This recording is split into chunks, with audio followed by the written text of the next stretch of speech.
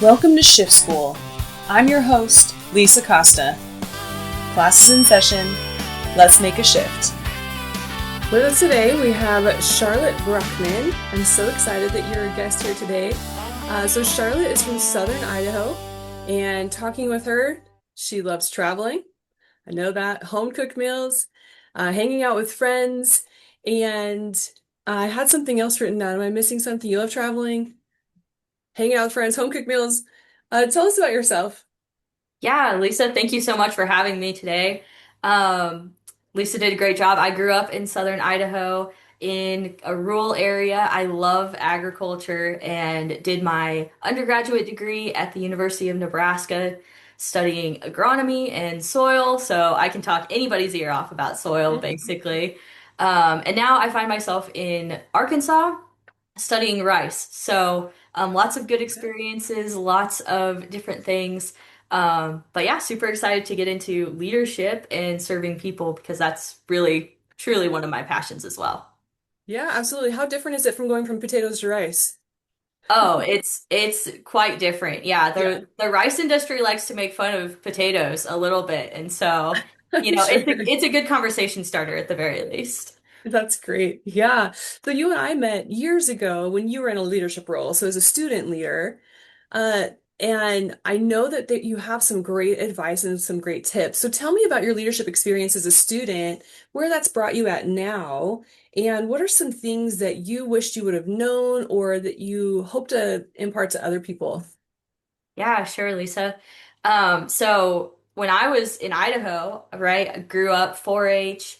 I was a state officer in FCCLA and And really what is FCCLA? Family, Career, and Community Leaders of America. That's right. That's right. And my Thank you. knowledge hasn't left me yet.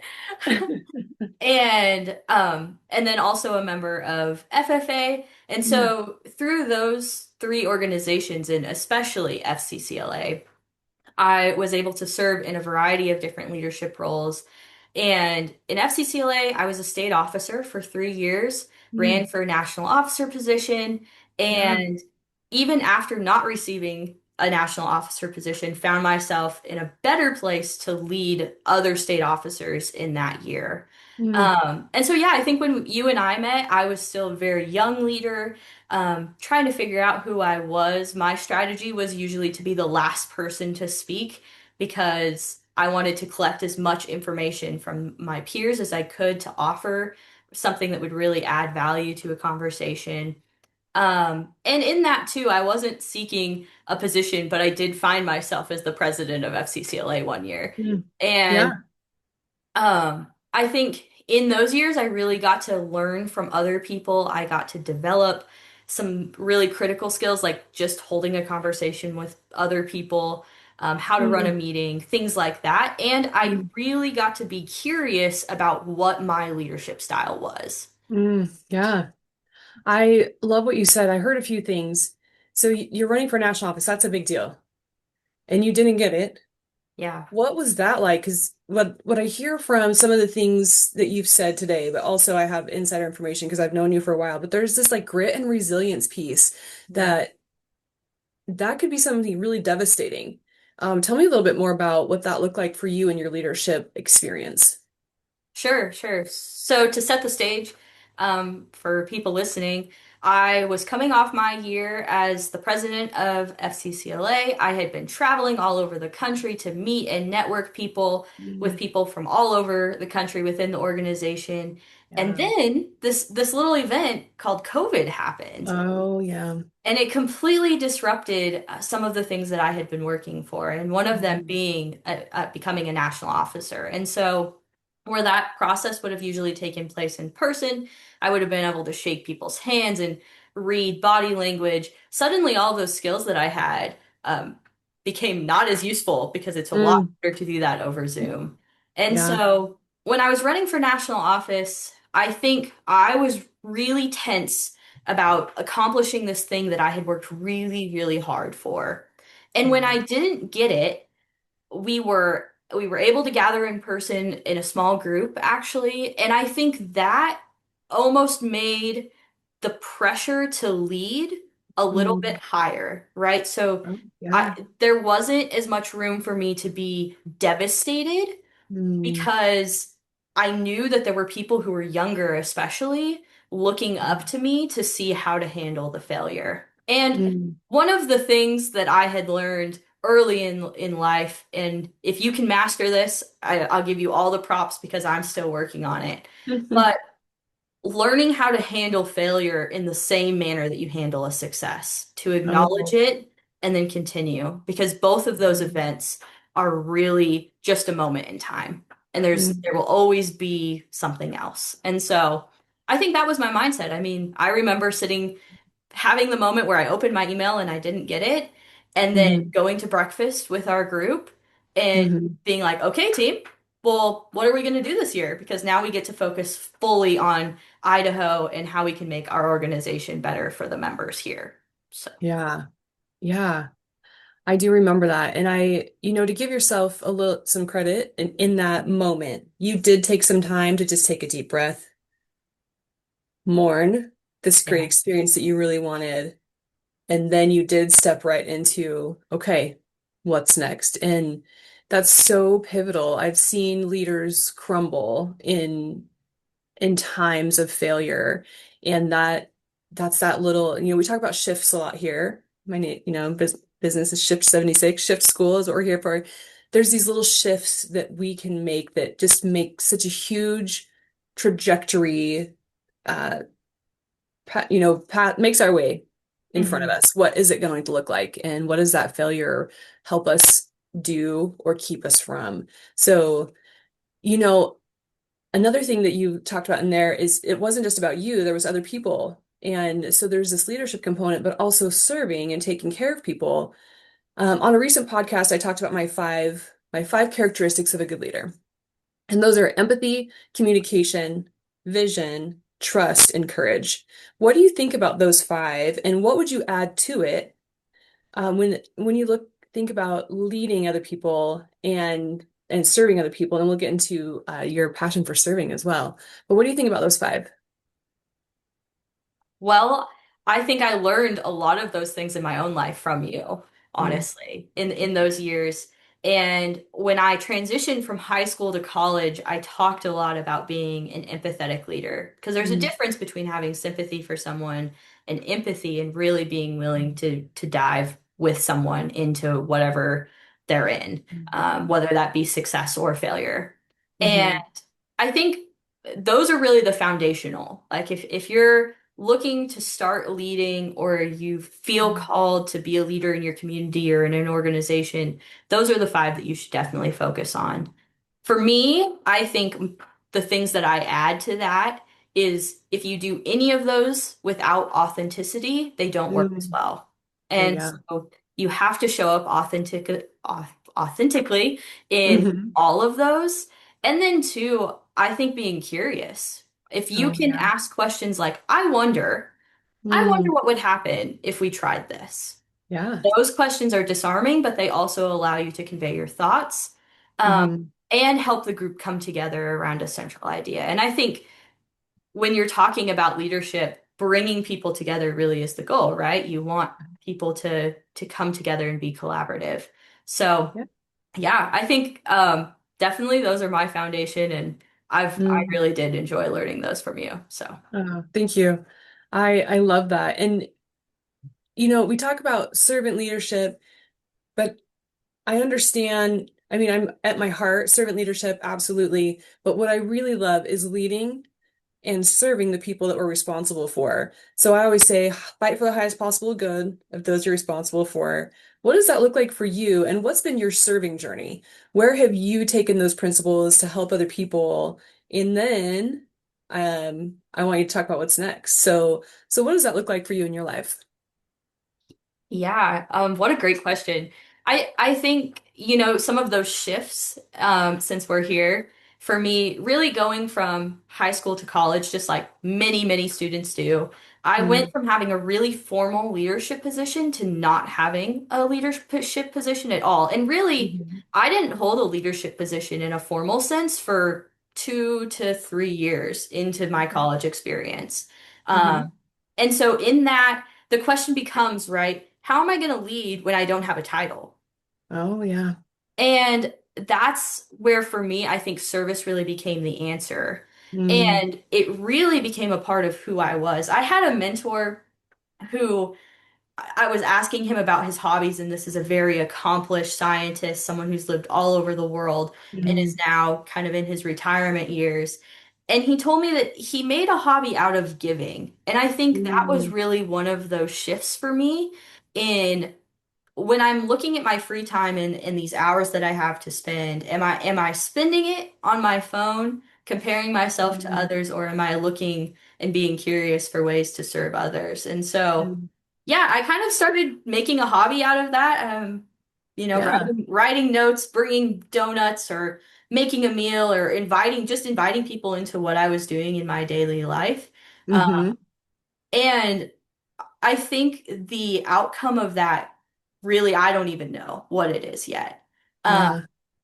what I found is a lot of people are just looking for somebody to instigate something, right? Yeah. So when I I was like in how you my said that. undergrad, I had a big group of friends and we would go country line dancing. Yeah. Mm-hmm. And that was something I loved to do, but it was also something that just got people out and they were Mm, able to be active mm-hmm. and just kind of like be, right? And the same Mm-hmm. thing, like inviting everyone, because really, I think it's easy for us to silo our lives. But when you're really serving people and you're teaching other people how to serve because of your example, learning how to cross those silos a little bit becomes really, really important. Um, Mm, and when you talk about what's coming next yeah. for me and some of the people that I have kind of partnered with me, um,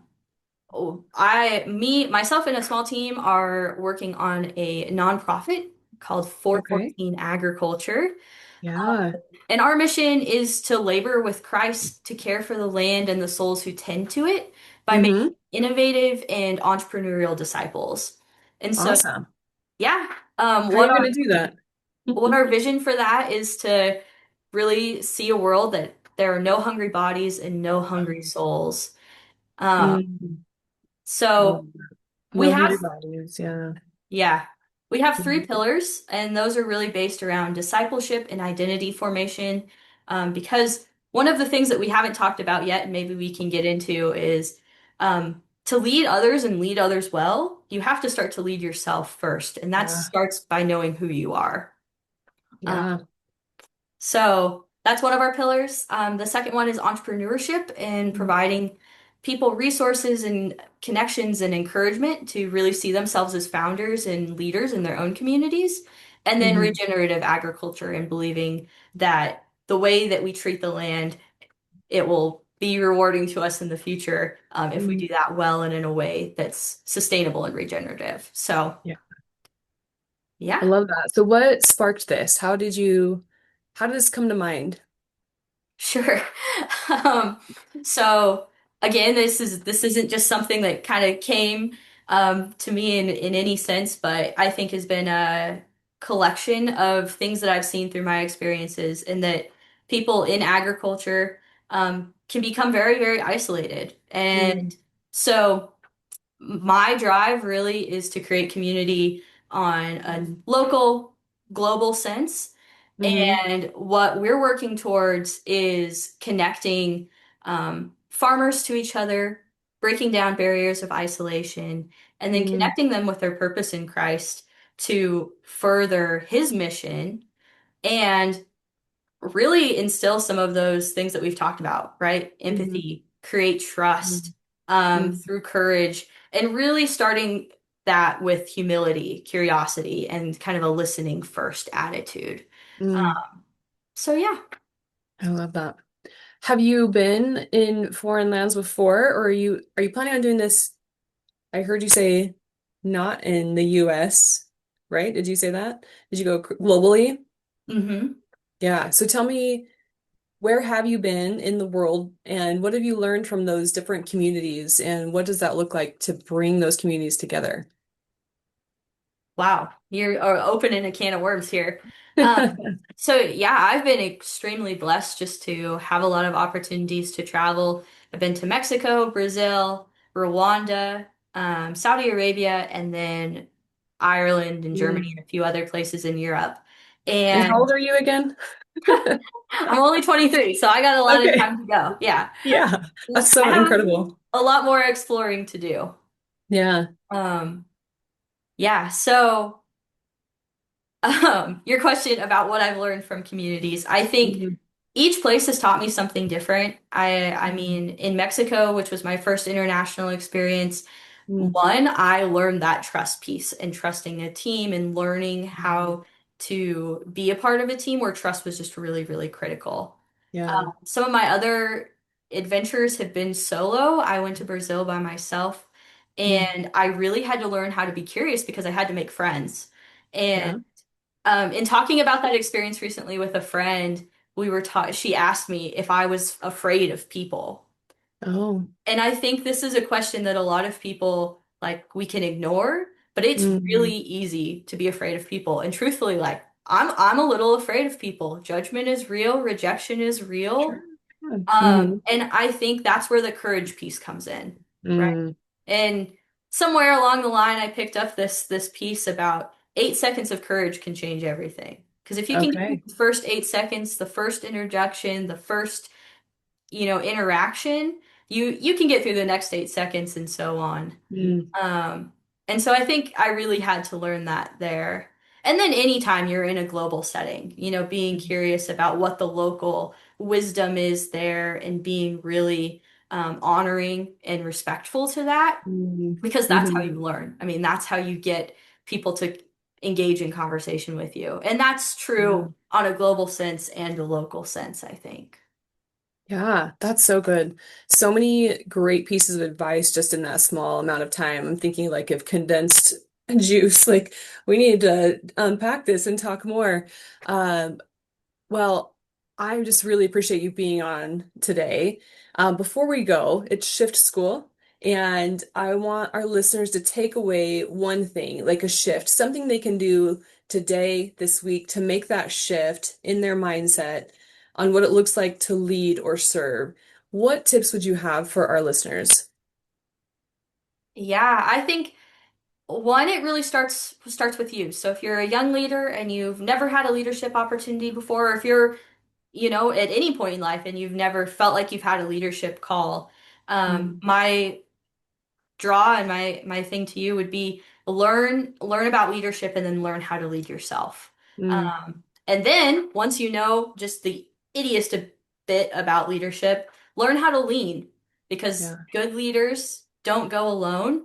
There's a great African proverb about if you want to go fast, go alone. If you want to go far, you go together. And Mm, so once you know a little bit about leadership and you're working on leading yourself, invite other people into that because mm, people will be curious. And if you're doing it authentically and you are working on empathy and trust and those five things that you talked about, people will mm, want to engage in that. And so don't be mm. afraid to invite people into that either because that's special. And I think our world needs more of that. Oh, thank you. That's so good. All right. Well, listeners, you heard it. Go make the shift.